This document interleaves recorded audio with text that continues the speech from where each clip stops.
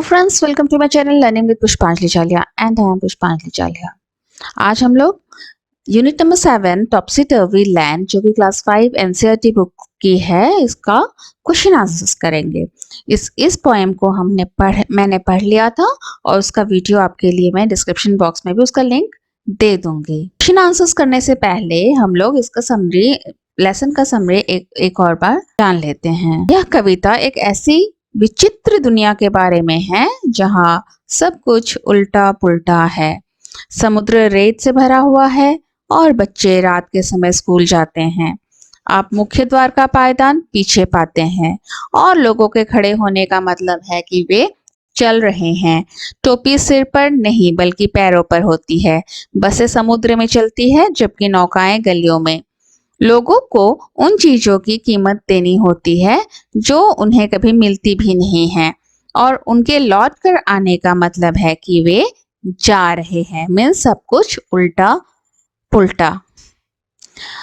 Question answer को start करने से पहले आप लोग मेरे चैनल को सब्सक्राइब जरूर कर लीजिए और साथ में जो बेल आइकन है उसे दबा लीजिएगा ताकि आपको मेरे चैनल में जितने भी एजुकेशन के वीडियो डालते हो उसके नोटिफिकेशंस मिल जाया करें। तो चलिए अभी स्टार्ट करते हैं टॉपसी टर्वी लैंड पोएम के question answers. Question number 1, when do children go to school in topsy turvy land? जो टॉपसी टर्वी लैंड है, उल्टी पुल्टी दुनिया, वहां पे बच्चे स्कूल कब जाते हैं? Answer, in topsy turvy land children go to school at night. Topsy turvy land के बच्चे रात के समय स्कूल जाते हैं। आप लोग कब जाते हैं? हम सभी लोग सुबह जाते हैं। Question number 2, in the poem if buses travel on the sea, then where do the boats travel? How should it rightly be? Poem में हमने देखा कि बस जो है वो सी यानी कि समुद्र में चलती है, तो नौकाएं कहाँ चलती है? इसका सही तरीका क्या होना चाहिए? Answer, in the poem boats travel in the streets. हमने पढ़ा कि जो नाव है, नौकाएं हैं, वो रास्ते में चलती है, स्ट्रीट्स में। They should travel on the sea, जबकि बोट्स को समुद्र में चलने चाहिए थे। Question number 3. The land of topsy-turvy is very different from our land. Let's draw a competition by filling in sentences wherever needed. उल्टी पुल्टी दुनिया हमारी दुनिया से बहुत ही भिन्न है। आइए आवश्यकता अनुसार वाक्य को पूरा करके हम दोनों के बीच तुलना करें। जैसे कि 2 कॉलम है, एक में है टॉपसी-टर्वी लैंड के बारे में, दूसरे में है our land. People walk on their heads. Topsy turvy land में लोग जो है अपने सर के बल चलते हैं और हमारे लैंड में people walk on their feet, पैरों से चलते हैं। टॉपसी टर्वी लैंड में the buses run on the sea. जो बस होती है वो सागर में, समुद्र में चलती है। हमारे लैंड में the buses run on land. हमारे जगह में क्या होती है कि हमारे बस जो है वो रास्ते में चलती है। In topsy-turvy land, they wear their hats on feet. Topsy-turvy land में अपने पैरों में हैट पहनते हैं और हमारे यहाँ they wear their hats on their heads. Sir में पहनते हैं। In topsy-turvy land, boats travel in streets. जो नौकाएं हैं वो रास्ते में चलती हैं और हमारे यहाँ boats sail in the sea. नौकाएं जो है वो सी में चलती है, समुद्र में। इन टॉपसी टर्वी लैंड पीपल पे for what they don't get. वहां पे लोगों को जो उनके पास नहीं होती है उन चीजों के लिए भी पे करना पड़ता है और हमारे यहाँ पे पीपल पे फॉर व्हाट दे गेट। जो उन्हें मिलता है उसी के लिए सिर्फ पे करना पड़ता है। Now question number 4, let's talk. उसमें आपको बुक में मिल जाएगा। इसमें बताया है the words in the sentences are jumbled here. उल्टा पुल्टा कर दिया गया है वर्ड्स को। Rearrange them to make meaningful sentences. Words that begin with the capital letter are the first word of the sentence. आपको पता है एक सेंटेंस हम लोग लिखते हैं तो वो उसकी एक मीनिंग निकलती है ना।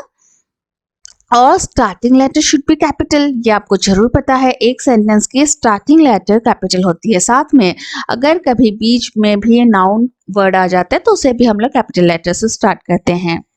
और आफ्टर फुल स्टॉप अगेन हम लोग कैपिटल लेटर से ही सेंटेंस को स्टार्ट करते हैं।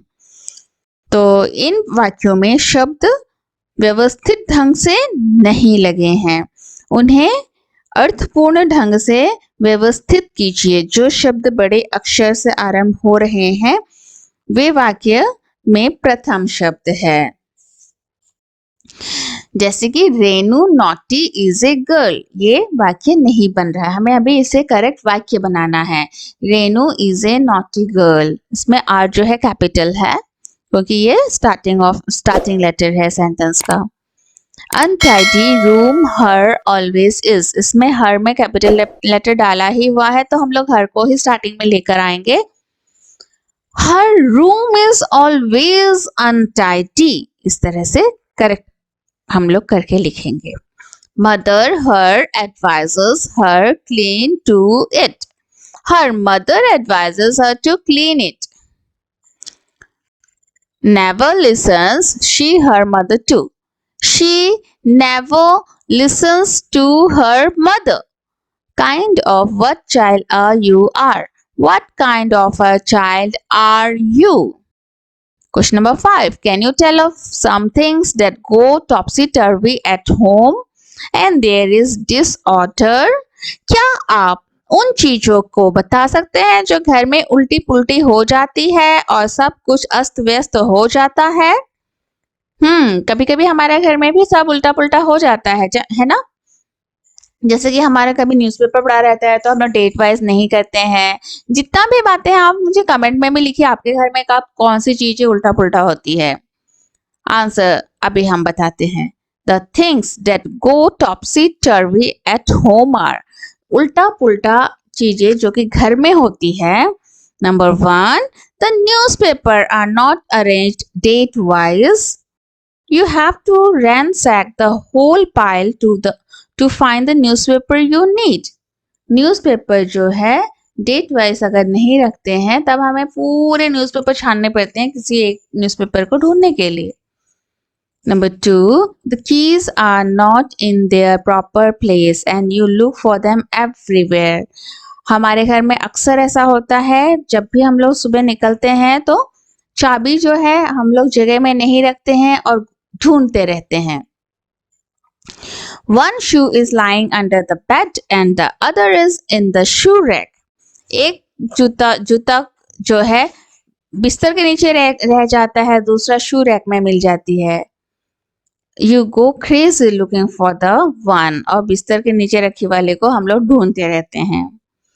You don't arrange your books and notebooks. You don't find them when it is time to go to school.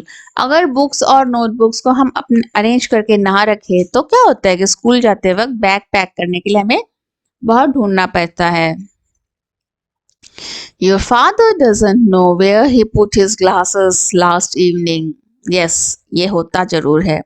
Your mother doesn't know where the telephone and electricity bill are and it is the last date of their payment. ऐसा हो जाता है। हमारी जो glasses हैं, चश्मा है, हमेशा हम लोग ढूंढते रहते हैं क्योंकि कहीं रख देते हैं फिर ढूंढनी पड़ती है।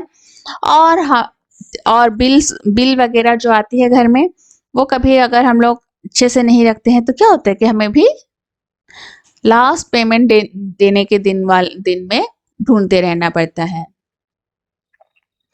Question number 6. Write 5 things that you don't do at home to make your home look neat and clean. ऐसे कौन सी 5 चीजें आप अपने घर में करते हैं, जरूर कमेंट में बताइए, जिससे कि आपके घर बिल्कुल नीट एंड क्लीन लगे, साफ और सुथरा।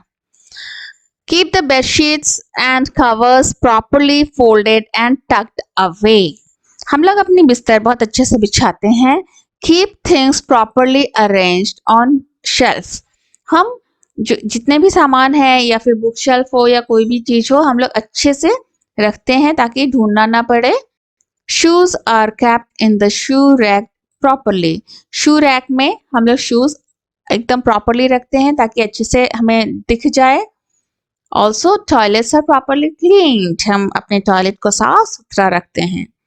Chairs and sofas are properly well arranged.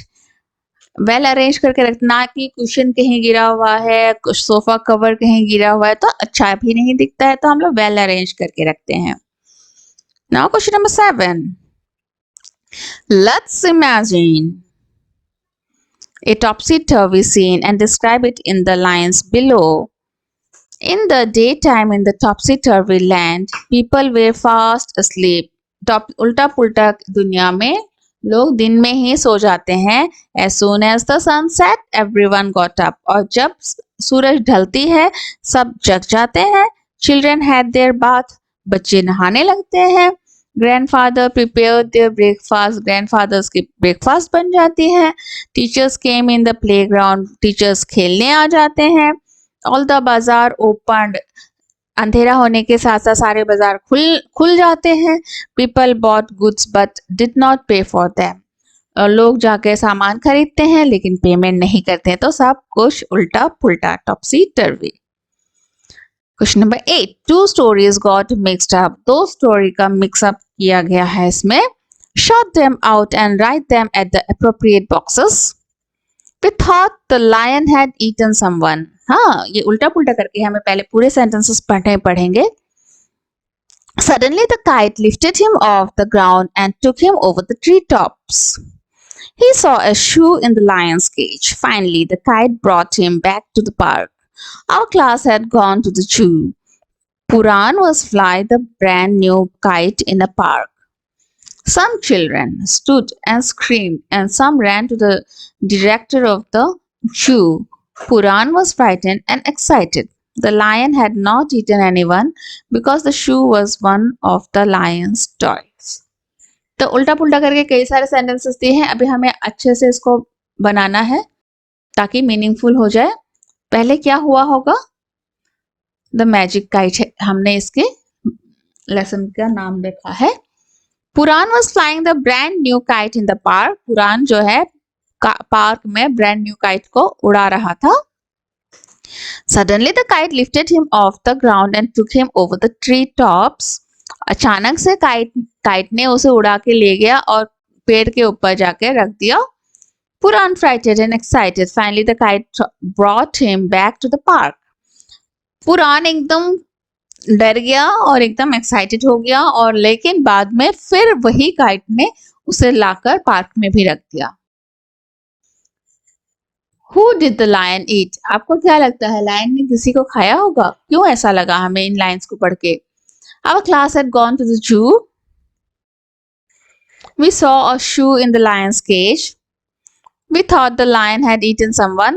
Some children stood and screamed and some ran to the director of the zoo. The lion had not eaten anyone because the shoe was one of the lion's toy. तब director ने बोला कि किसी को खाया नहीं है lion ने, बल्कि ये शू जो है लायन का एक टॉय है, वो खेलने के लिए ही उसे डाल के रखा है लायन के पिंजरे में. तो टॉपसी टर्वी लाइन के क्वेश्चन आंसर्स इतने ही हैं. आप लोग इसे कर सकते हैं, लिख सकते हैं और एग्जाम के लिए खुद को प्रिपेयर भी कर सकते हैं.